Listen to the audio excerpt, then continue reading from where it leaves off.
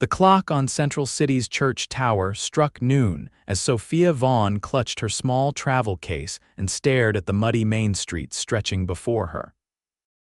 One hand rested protectively over her slightly swollen belly as the stagecoach that had delivered her to this mining town rumbled away behind her, leaving her alone in a whirl of dust and uncertainty.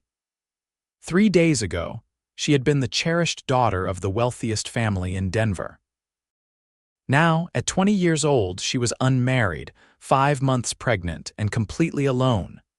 The year was 1875, and Central City, Colorado, was booming with gold fever and promise for everyone except a woman in her condition.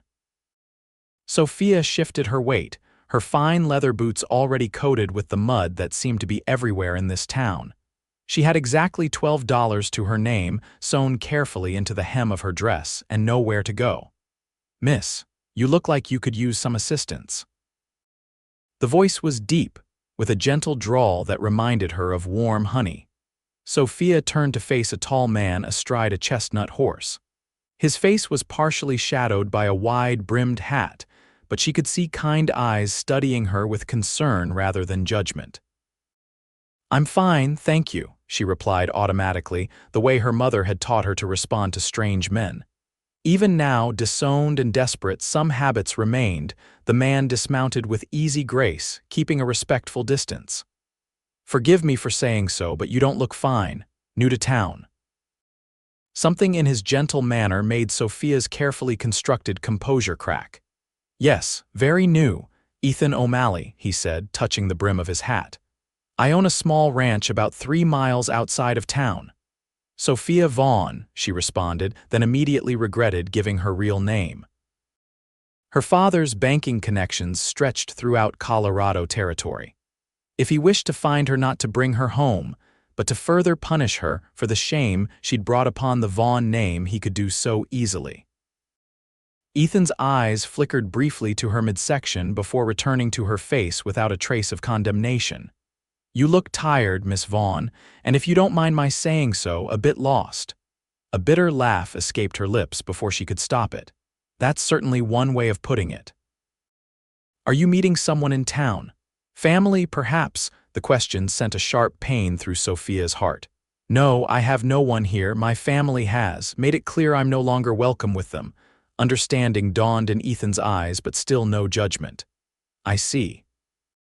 Well, Central City isn't the easiest place for a lady on her own. Do you have lodgings arranged?" "Not yet," Sophia admitted. "I was planning to inquire at the hotel." She gestured vaguely toward a 3-story building down the street, its painted sign proclaiming Central City Hotel in fading letters. Ethan shook his head. "Miners' payday was yesterday. Hotels likely full to bursting with men spending their gold dust. Not a place for a lady alone." He seemed to consider something for a moment before continuing. "Mrs. Henderson runs a boarding house for respectable women on Pine Street, much more suitable. I'd be happy to escort you there." Sophia hesitated. She had been raised to be wary of strange men, especially those offering help without apparent reason. But something about Ethan O'Malley's straightforward manner reassured her. And what choice did she have? "That's very kind of you, Mr. O'Malley." "Ethan, please," he said, picking up her travel case before she could protest. "And it's no trouble at all." He led his horse by the reins with one hand and carried her case with the other, setting a pace slow enough for her to keep up comfortably. As they walked, Sophia took in the bustling mining town. Central City had sprung up almost overnight following a gold strike in 1859, and 16 years later, it showed both signs of permanence and the hasty construction of a boomtown. Wooden sidewalks lined streets churned to mud by wagon wheels and horse hooves. Saloons and gambling halls stood alongside proper businesses, and even a small opera house that seemed absurdly refined amid the rough-hewn surroundings. "What brings you to Central City?" Ethan asked, navigating them around a particularly deep puddle in the street. Sophia considered her answer carefully. "A fresh start," she said finally. Ethan nodded as if this explained everything. "Got plenty of those around here." Gold fever brings folks hoping to strike it rich, but it's the people who build something steady that actually make it. And you, did you come for gold? Sophia found herself genuinely curious about this cowboy who had appeared just when she needed help. Came for gold, stayed for the land, he replied with a small smile. Prospected for 2 years, found just enough to buy a small spread, been raising horses ever since. They turned onto Pine Street, where the buildings were smaller but better maintained. Ethan stopped in front of a neat 2-story house with a small sign reading Henderson Boarding House beside the door. "Here we are," he said. "Mrs. Henderson is strict but fair. Doesn't allow men above the ground floor and expects everyone in by 9 o'clock, but she keeps a clean house and serves 3 meals a day." Sophia's heart sank. "That sounds lovely, but I'm afraid I can't," she stopped, pride preventing her from admitting her financial situation to this stranger. Ethan seemed to understand anyway. Rates are reasonable, $2 a week including meals. Even at that price, Sophia's meager funds wouldn't last long. She would need to find work immediately. Before she could respond, the front door opened, and a plump woman with silver-streaked hair emerged onto the porch. "Ethan O'Malley, as I live and breathe. What brings you to my doorstep in the middle of the day?" "Good afternoon, Mrs. Henderson. I've brought someone who needs lodging." "This is Miss Sophia Vaughn." Mrs. Henderson's keen eyes took in Sophia's fine clothes, travel-worn appearance, and the subtle curve of her belly. To Sophia's surprise, the older woman's face softened with understanding rather than hardening with disapproval. "Come in, dear." "You look dead on your feet." Sophia turned to Ethan. "Thank you for your kindness, Mr. O'Malley." "Ethan," he corrected again, handing her the travel case. "And it was my pleasure, Miss Vaughn. Perhaps I'll see you around town." "Perhaps," she agreed, though she doubted their paths would cross again. Men like Ethan O'Malley, decent, respectable men, didn't generally associate with women in her situation once they discovered the truth. As if reading her thoughts, Ethan's expression grew more serious. "Central City can be rough, but there are good people here too. Don't lose heart." He touched his hat again before mounting his horse and riding away. Mrs. Henderson ushered Sophia inside, where the aroma of baking bread filled the tidy front parlor. "Now, let's get you settled. You can explain your situation over tea." To Sophia's relief, Mrs. Henderson proved to be compassionate despite her initial stern appearance. After hearing a carefully edited version of Sophia's circumstances, that she was unmarried, pregnant, and disowned by her wealthy Denver family, the older woman offered her a room at a reduced rate in exchange for help with household chores. "I was in a similar situation once, long ago, Mrs. Henderson confided as she showed Sophia to a small but clean room on the 2nd floor. "Different times, but people's judgments don't change much. You'll find your way, dear." That evening, after a simple but filling dinner with Mrs. Henderson's other boarders, 2 seamstresses, and a schoolteacher who asked no uncomfortable questions, Sophia sat on the edge of her narrow bed and finally allowed herself to cry. She thought of her parents' faces when she had confessed her condition. Her mother's horror, her father's cold rage. She thought of Edmund Stanley, the charming bank clerk who had sworn his love for her, only to disappear when she told him about the baby. And she thought of the cruel words her father had flung at her as he ordered her from the house. "You are dead to us. The Vaughn name will not be stained by your shame." Sophia placed her hands on her stomach, feeling the fluttering movements that had begun just weeks ago. "It's just you and me now, little one," she whispered, "but we'll manage somehow." The next morning, Sophia rose early, determined to find work. After helping Mrs. Henderson prepare breakfast for the boarders, she changed into her plainest dress, still far too fine for a woman seeking employment, and set out to explore the town's possibilities. By midday, her spirits had sunk low. The general store had no positions available. The dressmaker had taken one look at her condition and shaken her head regretfully. The hotel restaurant needed a waitress, but required evening hours that would conflict with Mrs. Henderson's curfew. Sophia sat on a bench outside the post office, wondering what to do next. Miss Vaughn. She looked up to see Ethan O'Malley approaching, looking as if their meeting was the most natural thing in the world. Mr. O'Malley, what a surprise. In town for supplies, he explained, gesturing to a loaded wagon nearby. Mrs. Henderson get you settled and all right? Yes, she's been very kind. Sophia hesitated, then added, I'm looking for employment, but it seems my options are limited. Ethan leaned against the post office railing. What sort of work were you hoping to find? At this point, anything respectable that would accept. She gestured vaguely at herself. Have you tried the assay office? Mr. Thornton mentioned needing someone who can keep books and write a fair hand. His eyesight's getting poor. Sophia brightened. I'm quite good with figures. My father, she stopped herself, the mention of her former life still too painful. It's just down the street, Ethan said, pointing. Can't hurt to inquire. Thank you, I will, she stood, smoothing her skirts. You've been very helpful, Mr. O'Malley. Just doing what any decent person would, he replied with a shrug. Good luck, Miss Vaughn. To Sophia's delight, Mr. Thornton at the assay office was indeed looking for assistance. After demonstrating her neat handwriting and quick calculations, she was hired on the spot to help record the gold and silver transactions that flowed through Central City daily. The pay was modest $1 a day for 6 days a week, but it would cover her board and allow her to save a little.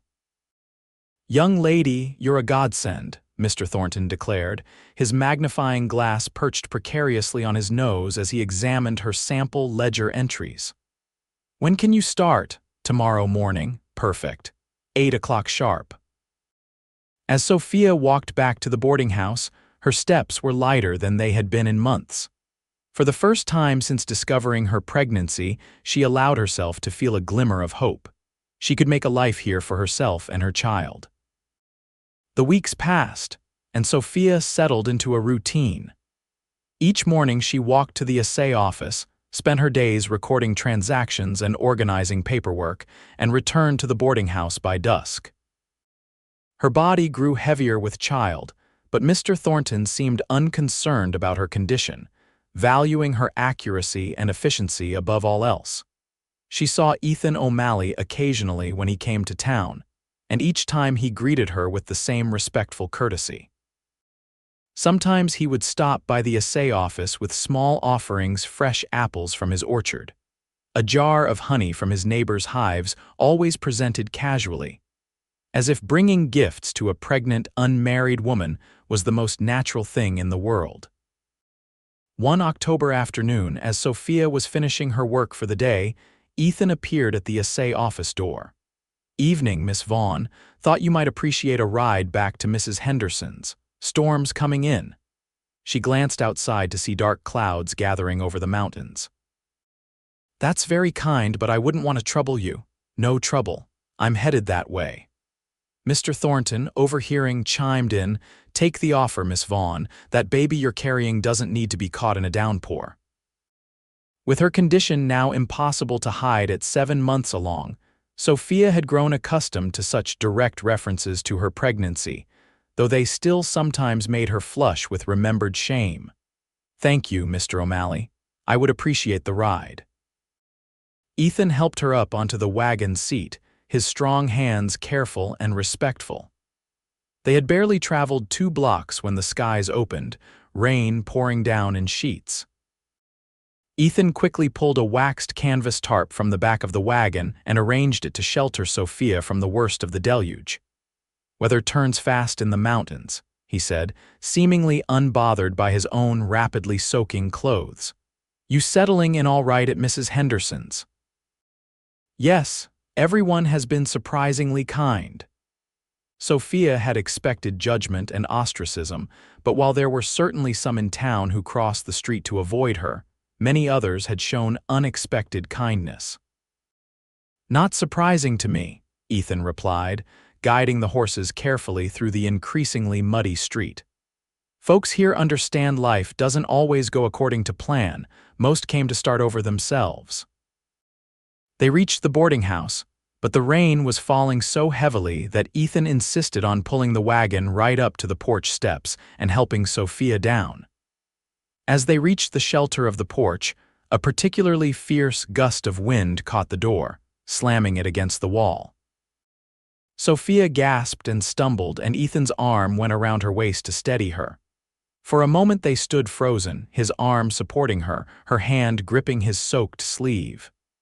Their eyes met, and Sophia felt something shift between them, a recognition, a possibility, then Mrs. Henderson appeared in the doorway. "Goodness, get in out of that deluge. Ethan O'Malley, you're dripping all over my porch." The moment broken, Ethan stepped back. "Just delivering Miss Vaughn safely home, Mrs. Henderson." "Well, you can't ride back out in this. Come in and dry yourself by the fire while it passes." To Sophia's surprise, Ethan accepted the invitation. In the warm kitchen, Mrs. Henderson fussed over them both, bringing towels for Ethan's dripping hair and insisting he remove his sodden coat. The other boarders were still at work, leaving the three of them alone in the cozy space. As Mrs. Henderson bustled about preparing dinner, Sophia found herself studying Ethan more closely than she had before. He was handsome in a rugged way, with sun-browned skin and laugh lines around his eyes. His hands, wrapped around a mug of hot coffee, were strong and calloused from ranch work. "How's that mare of yours doing?" Mrs. Henderson asked him. "The one that was expecting," Ethan smiled. "Delivered a fine colt 2 weeks ago, strong legs on him already." "You raise horses?" Sophia asked. "Started with just 2 mares and a stallion 5 years ago. Got a decent herd now, mostly quarter horses for ranch work, but I've got a few thoroughbreds too." "Ethan has the best horses in 3 counties, Mrs. Henderson informed Sophia. "Turned down an offer from that railroad man to sell the whole spread last year." "Land's worth more than money," Ethan said simply. "Can't raise horses on band notes." The storm passed after an hour, and Ethan took his leave, thanking Mrs. Henderson for her hospitality. At the door, he turned to Sophia. "Miss Vaughn, I'm bringing a wagon of firewood to the church social on Saturday. They're collecting supplies for families in need over the winter. Would you care to ride along? Might do you good to meet more folks." Sophia hesitated. She had deliberately avoided social gatherings, uncertain of her welcome. "I'm not sure the church would appreciate my presence in my condition. Reverend Miller believes in forgiveness, not judgment. Besides, half the town already knows you from the assay office. Might as well meet the other half on friendly terms." Put that way, it made sense. And Sophia had to admit she was growing tired of her limited circle of acquaintances. "Very well, thank you for the invitation." Saturday dawned clear and crisp, with the mountains surrounding Central City dusted with the first snow of the season.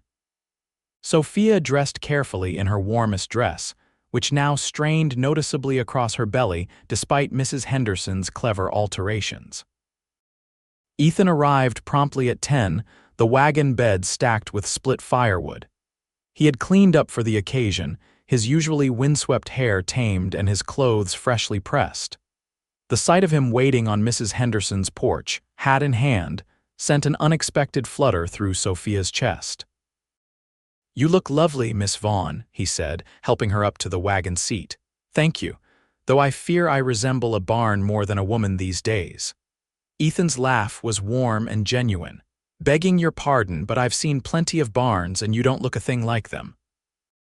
The church social was held in the meadow beside the small white church on the edge of town. Tables had been set up with food brought by parishioners, and children played games while adults chatted in groups. When Ethan's wagon approached, several men came to help unload the firewood. Sophia tensed as they drew near, but to her relief, she was met with polite nods and introductions rather than cold shoulders. Ethan stayed close, introducing her to people she hadn't yet met through the assay office. "Miss Vaughn is the reason Old Thornton's books finally make sense," he told a group of miners. "Man couldn't read his own handwriting before she came along. Saved me $50 last month," one of the miners confirmed. "He'd recorded my deposit wrong before you fixed it, miss." As the afternoon progressed, Sophia found herself relaxing. While she caught a few whispered comments and sidelong glances at her condition, most people were welcoming, especially after seeing her in Ethan's company. Reverend Miller, a kindly man with a snow-white beard, made a point of bringing her a plate of food. "Mr. O'Malley speaks highly of you, Miss Vaughn. I understand you've been through some difficulties. Please know that our church welcomes all who seek community." "That's very kind, Reverend, but I'm not sure everyone would agree." The Reverend's eyes crinkled. "The Lord sees beyond our human failings, my dear, and so should his followers, though I admit we often fall short." He glanced at her belly. "Life is always a blessing, however it comes to us. Remember that." Later, as Ethan drove her back to the boarding house, Sophia felt a weight lift from her shoulders. "Thank you for today. It was healing in a way. Glad to hear it. People respect you, Miss Vaughn. You work hard and carry yourself with dignity. That means something here." "Even with," she gestured to her obvious pregnancy. "Even with that," he confirmed, "we all have pasts. It's what we do from here on that matters." Something in his tone made Sophia curious. "And what's in your past, Mr. O'Malley?" Ethan was quiet for a moment. "Fought in the war. Lost my brother at Gettysburg.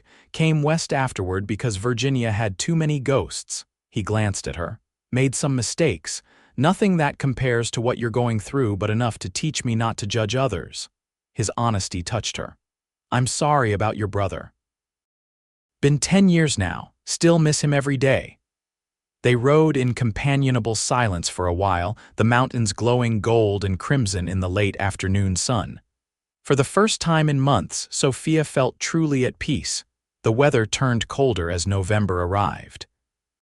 Sophia's pregnancy advanced to its final weeks, making the walk to and from the assay office increasingly difficult. To her surprise, Ethan appeared most mornings to drive her to work, claiming he had business in town anyway. She suspected he was making excuses to help her, but she was too grateful to question his motives. One morning in late November, Sophia woke to a room so cold she could see her breath. Overnight, winter had descended on Central City with a vengeance, leaving snow piled against the windowsills and ice crystals forming intricate patterns on the glass. Mrs. Henderson appeared at her door, looking concerned. "Mr. Thornton sent word. Assay office is closed today. Too cold for anyone to be bringing in gold anyway. You stay in bed, dear. That baby's due any day now and you need your rest." Sophia nodded gratefully. The thought of waddling through knee-deep snow held no appeal, especially with the persistent backache that had plagued her since the previous evening. She had just settled back under her quilts when Mrs. Henderson returned. "Ethan O'Malley's downstairs. Says he brought you some things and wants to make sure you're all right in this cold snap." Sophia sat up, suddenly conscious of her nightgown and unbrushed hair.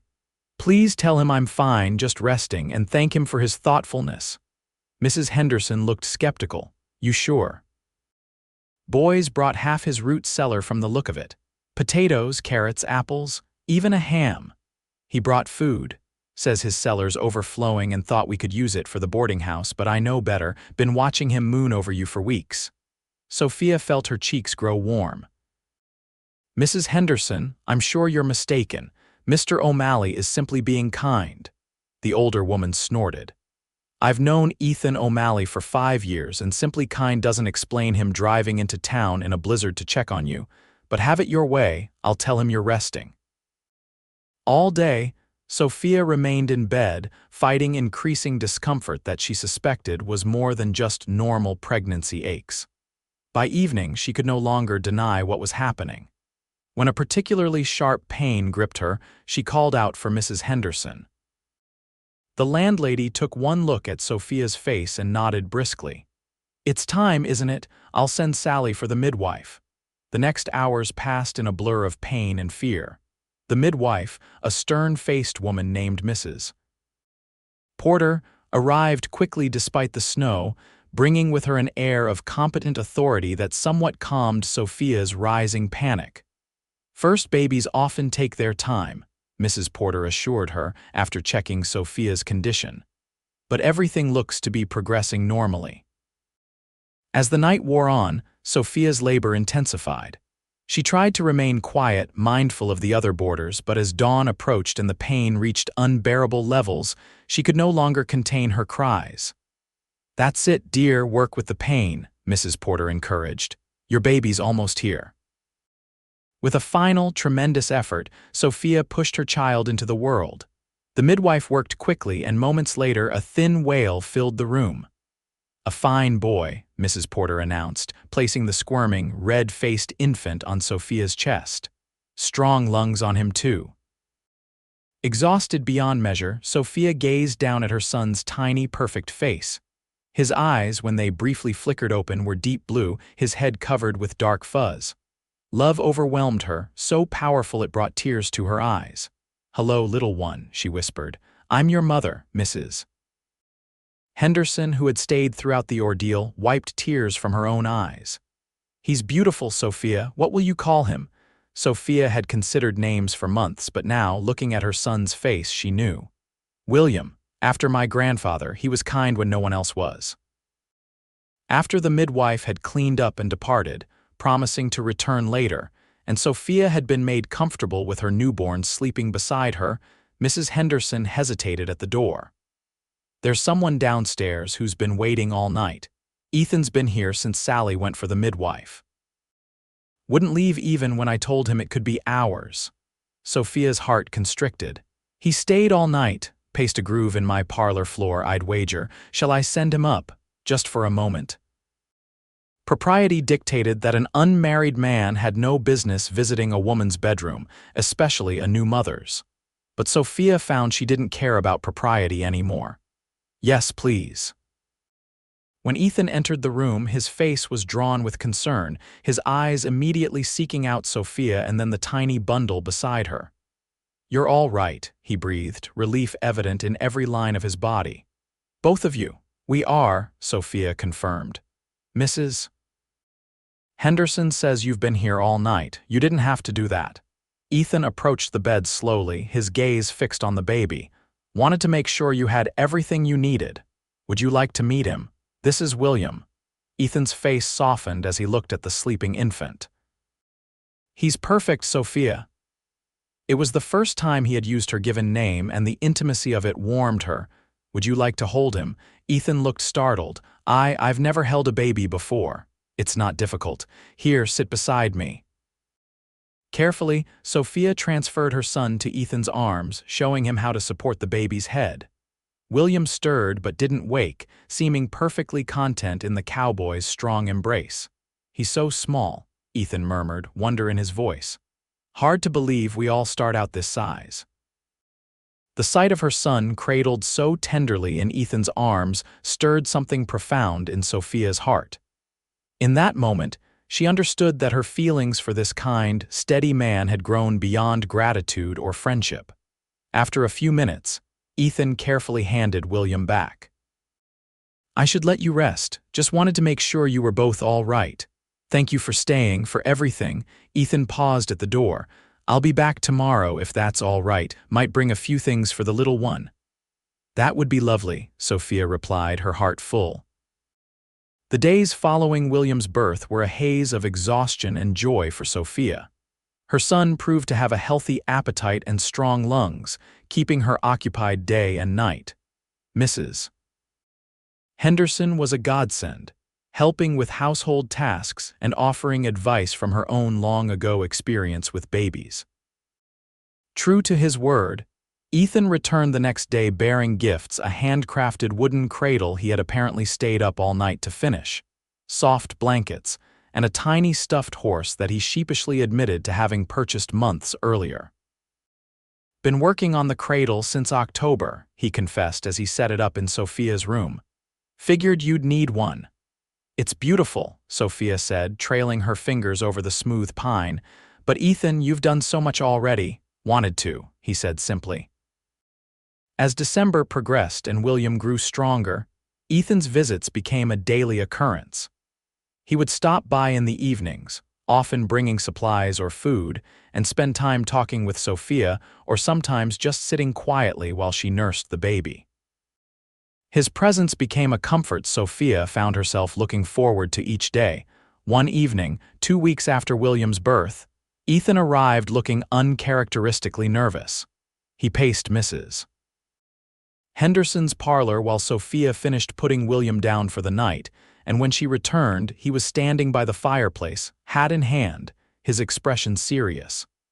"Everything all right?" she asked, concern flickering through her. "Need to ask you something," Ethan said, his words coming out more abruptly than usual. "Been thinking about it a lot." "Yes," Winters set in hard. "A say office'll be slow till spring. Mrs. Henderson says you're planning to go back to work after New Year's." Sophia nodded. "Mr. Thornton is holding my position. I'm fortunate." Ethan took a deep breath. "My ranch house is bigger than I need. Got 3 bedrooms, solid roof, good stove, warm even in the worst weather." He paused, seeming to gather his courage. "Would you and William consider coming to stay?" "Just till spring when travel's easier. As my guests, nothing improper. You'd have your own room, of course." The offer took Sophia by surprise. "Ethan, that's very generous, but I couldn't impose, not an imposition," he interrupted. "Place is too quiet. And it's safer for the little one, away from town illnesses.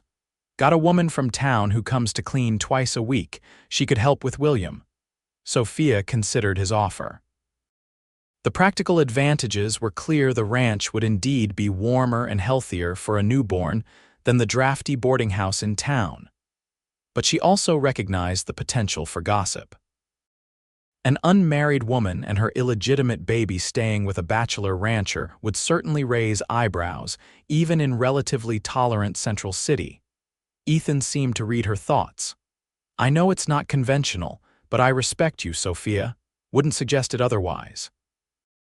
And Reverend Miller could visit regularly, keep everything proper." His consideration touched her deeply. "Could I think about it?" "Of course." Ethan reached into his pocket and withdrew a small package wrapped in brown paper.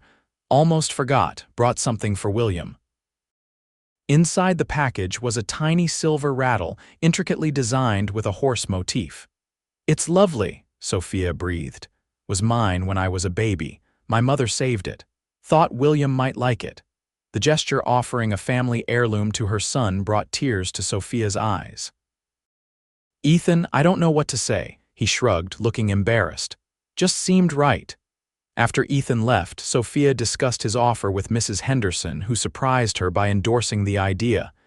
"Ethan O'Malley is the most honorable man I know," the landlady declared. "And that house of his is solid as they come. Better for a baby than this drafty old place." "But what will people say?" Mrs. Henderson snorted. "They'll talk regardless, already do, but those whose opinions matter know Ethan's character. And frankly, dear, you need to consider what's best for William, not what gossips might say." The next day, when Ethan called, Sophia gave him her answer. "We would be grateful to accept your offer, but only if you'll allow me to contribute somehow, cooking, perhaps, or keeping your accounts." Relief flooded Ethan's face. "Deal. When can you be ready?" 3 days later, on Christmas Eve, Ethan arrived with his wagon to transport Sophia and William to the ranch. Mrs. Henderson hugged them both tightly, promising to visit when the weather allowed. The journey to the ranch took nearly an hour, the wagon moving carefully through snow-covered trails. William, bundled tightly against Sophia's chest, slept peacefully throughout. As they crested a small hill, Ethan's property came into view. The ranch house was larger than Sophia had expected, a sturdy 2-story structure with smoke curling invitingly from the chimney. A large barn stood nearby, and corrals extended beyond it, where horses moved about despite the snow. "Welcome to Silvercrest Ranch," Ethan said, a note of pride in his voice. Inside, the house was warm and surprisingly well appointed. The furniture was simple but of good quality, and everything was scrupulously clean. A small Christmas tree stood in the corner of the sitting room, decorated with paper ornaments and candles. "Mrs. Finch, the woman who cleans, put that up," Ethan explained, looking slightly embarrassed. "Said a house needs a tree at Christmas." "It's lovely," Sophia assured him. Ethan showed her to a spacious bedroom on the ground floor. Thought this would be best for you and William. Easiest to heat and no stairs to worry about. My room's upstairs, other end of the house." The room had been prepared with obvious care. A fire burned in a small fireplace, the bed was made up with fresh linens, and Ethan's handcrafted cradle stood beside it. On a table by the window sat a vase of dried flowers and, to Sophia's surprise, a framed photograph of a woman holding a baby. "My mother," Ethan explained, noticing her gaze. "Thought it might make the room feel more, I don't know, lived in. Can remove it if you prefer." "No, please leave it. It's a lovely touch." After getting Sophia and William settled, Ethan excused himself to tend to evening chores in the barn. Left alone, Sophia explored her new surroundings, admiring the solid craftsmanship of the house. Everything spoke of Ethan's careful, deliberate nature. There was nothing ostentatious, but everything was of good quality and built to last. When he returned, cheeks ruddy from the cold, Ethan prepared a simple but hearty supper. As they ate by lamplight, with William sleeping peacefully in his cradle nearby, Sophia felt a sense of rightness that had been missing from her life for a long time. "Thank you," she said quietly. "For everything." Ethan looked up from his plate, his eyes warm in the golden light. "You're welcome here, Sophia, both of you." That night, lying in the comfortable bed with William beside her, Sophia reflected on the strange turns her life had taken. 6 months ago, she had been the pampered daughter of a banking magnate, with a future of society balls and an advantageous marriage ahead of her. Now she was an unmarried mother, working as a clerk and living in a cowboy's ranch house. And yet, for all she had lost, Sophia realized she had gained something precious: independence, strength, and perhaps most surprisingly, true friendship. Whatever came next, she felt better equipped to face it than she ever had as a sheltered society girl. The days settled into a peaceful rhythm at Silvercrest Ranch. Sophia took over the cooking, discovering a talent she hadn't known she possessed, and kept the household accounts in meticulous order. Ethan spent his days caring for his horses and making repairs around the property, always returning in time for supper with stories that made Sophia laugh. William thrived in the clean mountain air, growing steadily and developing a sunny disposition that charmed everyone. Mrs. Finch, the housekeeper who came twice weekly, declared him the finest baby in the territory and took great delight in holding him while she instructed Sophia in the finer points of laundry and housekeeping. Reverend Miller visited every Sunday, sometimes staying for dinner. His presence lent an air of respectability to the arrangement that Sophia appreciated, though she found she cared less about such things with each passing day.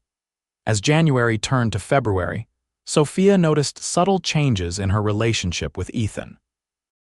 Their conversations grew longer and more personal. Sometimes their hands would brush as they worked together in the kitchen, sending unexpected warmth through her. She began to notice the way his eyes crinkled when he smiled, the gentle strength in his hands as he cradled William, the timbre of his voice as he sang old Virginia ballads to soothe the baby to sleep. One evening, after William had been put to bed and they sat by the fire drinking coffee, Ethan spoke of his family for the first time. "Had a letter from my sister today," he said, staring into the flames. "She's in California now, married to a lawyer in San Francisco. Keeps asking when I'm going to settle down, as she puts it." "Do you want to?" Sophia asked carefully. "Settle down, I mean." Ethan was quiet for a long moment. "Always thought I would eventually, just never met the right woman. Or maybe I was too focused on building something first, something to offer. The ranch is certainly something to be proud of. Started with nothing but a tent and those 3 horses," he acknowledged. "Took a lot of work to get here. Your family must be proud." A shadow crossed his face. "My parents passed before I came west. It's just my sister now, and she thinks I'm half wild living out here with my horses." He glanced at Sophia. "What about your family? Do you ever think of contacting them, letting them know about William?" Sophia felt the familiar ache when she thought of her parents. "Sometimes, but my father made it very clear that I was dead to them. When I wrote from Central City to tell them where I was, the letter came back unopened. I'm sorry. It still hurts, she admitted. But I'm building a new life now for William and myself. Ethan hesitated, then asked, and the baby's father, will he ever be part of that life? It was a question Ethan had never asked before, and Sophia appreciated his tact in waiting until she might be ready to answer. No, she said firmly. Edmund Stanley was a clerk at my father's bank. He professed to love me, then disappeared when I told him about the baby. Last I heard, he had taken a position in San Francisco and become engaged to a shipping magnate's daughter. She gave a bitter laugh. Apparently, I wasn't the only one with ambitions for an advantageous match. His loss, Ethan said quietly. Man who'd abandon his child doesn't deserve to be called a father. The conviction in his voice warmed Sophia. William doesn't need him. We'll manage on our own. You're not on your own, Ethan said, his eyes meeting hers with an intensity that made her breath catch. Not unless you want to be. Before Sophia could respond, William's cry sounded from the bedroom. The moment passed, but Sophia carried Ethan's words with her as she tended to her son. Not on your own. The simple statement held depths of meaning she wasn't yet ready to fully explore. As February progressed, the weather began to ease, with occasional warm days hinting at the coming spring. On one such day, Ethan suggested a ride to show Sophia more of the ranch. William can come too, he said. Got a special saddle that can hold him safely. Sophia, eager to see more of the property that had become their temporary home, readily agreed. Ethan helped her onto a gentle mare, then carefully secured William in a modified saddle with a small enclosed seat. The baby, now nearly 3 months old, gurgled happily at the new experience. They rode slowly through melting snow, Ethan pointing out features of his land, the creek that provided water year-round, the meadow where the best grass grew for hay, the aspen grove where he planned to build a small cabin for visitors. His pride in his accomplishments was evident, but never boastful. It's beautiful, Sophia said sincerely as they reached a ridge overlooking the entire property. In the distance, the snow-capped peaks of the Continental Divide gleamed in the afternoon sun. Been thinking about expanding, Ethan said. Buying the Jenkins property next door would double the grazing land. That sounds like a good investment, Ethan nodded, looking thoughtful. Would mean more work, might need to hire another hand full-time. The ranch is doing that well. Had a good year. Army contract for 10 horses brought in more than expected, and there's always demand for good stock. As they turned to head back, William began to fuss. Sophia dismounted to feed him, settling on a fallen log while Ethan tactfully moved a short distance away to give her privacy. When she had finished and rebuttoned her dress, she found Ethan standing at the edge of the ridge, looking out across the valley. Something in his posture, a sort of contained longing, touched her deeply. Ethan, she called softly. He turned, and the naked emotion on his face took her breath away. In that unguarded moment, she saw everything he felt for her, everything he had been careful not to express directly. Sorry, he said quickly, composing his features. Just thinking. About what? He hesitated, then seemed to come to a decision. About how different this place feels with you and William here. Better, more like a home should be. The simple honesty of his words moved her. I've been thinking the same thing. They rode back in a charged silence, both aware that something significant had shifted between them. That evening, after William was asleep, Sophia found Ethan on the porch, despite the chill in the air. He was staring up at the stars, his breath forming clouds in the moonlight. Beautiful night, she said, wrapping her shawl more tightly around her shoulders as she joined him. Always loved the stars out here, Ethan replied. So much clearer than back east. They stood in companionable silence for a few minutes before Ethan spoke again, his voice low and serious. Been meaning to ask you something, Sophia, something important, her heart quickened. Yes. Your arrangement at the assay office, is it something you're set on returning to? Or would you consider alternatives? What sort of alternatives? Ethan turned to face her fully. I'm not good with fancy words, so I'll just say it plain. I love you, Sophia Vaughn, have for months now. Love William too, like he was my own. Been trying to find the right way to tell you, but there probably isn't one. Sophia's breath caught. Though she had begun to suspect his feelings, hearing them stated so plainly was overwhelming. I know it hasn't been that long, Ethan continued when she didn't immediately respond. And you've been through so much. Last thing I want is to add to your burdens, but I want you to know that you have a place here with me if you want it. Not as a guest or a housekeeper, but as my wife. Ethan, don't need an answer now, he said quickly. Just wanted you to know where I stand. I'm not asking out of pity or duty, I'm asking because I can't imagine this place without you and William anymore. Can't imagine my life without you. Sophia's heart was pounding so hard she was sure he must hear it. People would talk, taking on another man's child. Let them talk. William's part of you, which makes him part of what I love. Ethan's eyes were steady on hers. My father used to say, family isn't about blood, it's about who you'd bleed for. I'd bleed for that boy same as I would for you. Tears filled Sophia's eyes at the simple declaration. I don't know what to say. Say you'll think about it. Ethan reached out slowly and took her hand, his touch warm despite the cold night air.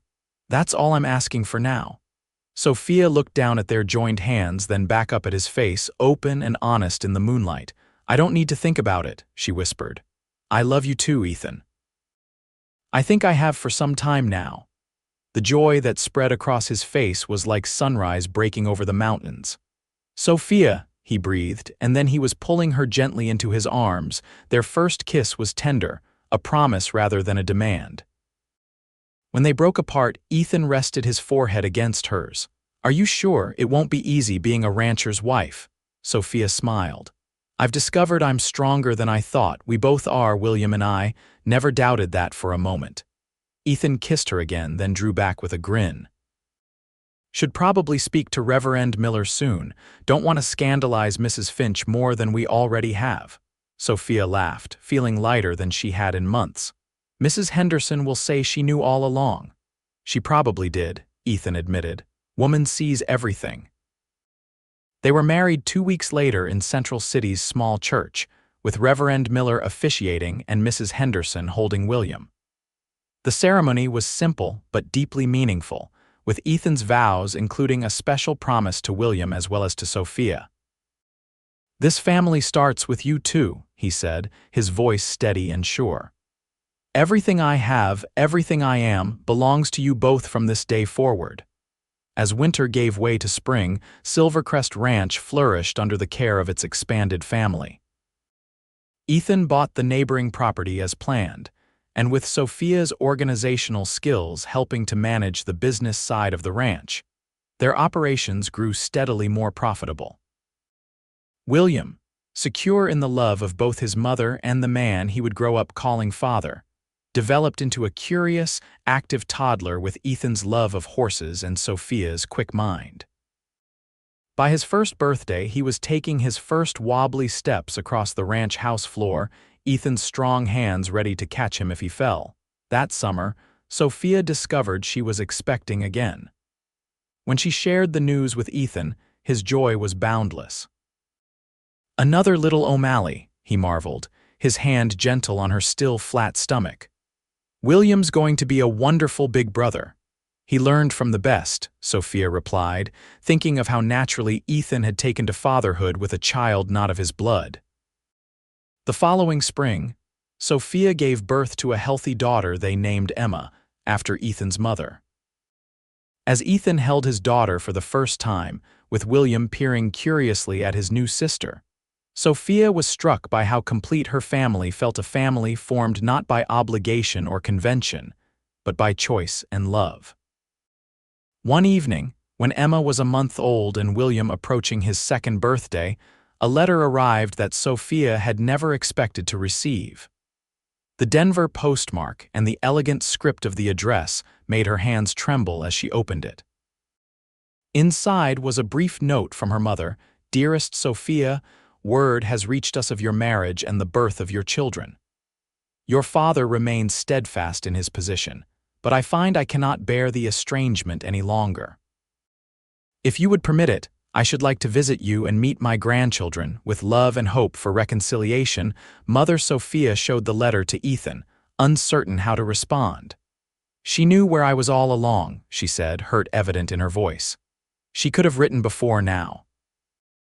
Ethan considered the letter thoughtfully. People can be slow to admit when they're wrong, especially when pride's involved. Question is, do you want to give her a chance? I don't know, part of me wants to refuse to let her feel a fraction of the rejection I felt. But another part wants William and Emma to know their grandmother, Ethan finished for her. I understand that. Family's important even when they're difficult. After much consideration, Sophia penned a careful reply inviting her mother to visit in the summer.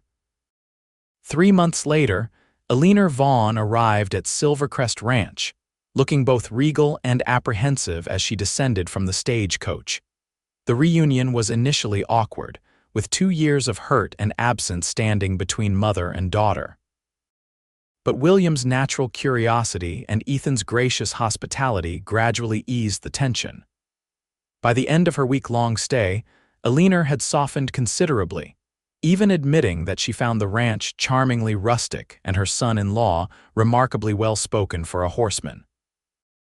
On her last evening, as they sat on the porch watching the sunset, Sophia turned to Sophia. "I was wrong," she said simply. "Your father and I both were. We were so concerned with appearances that we couldn't see what truly mattered, your happiness."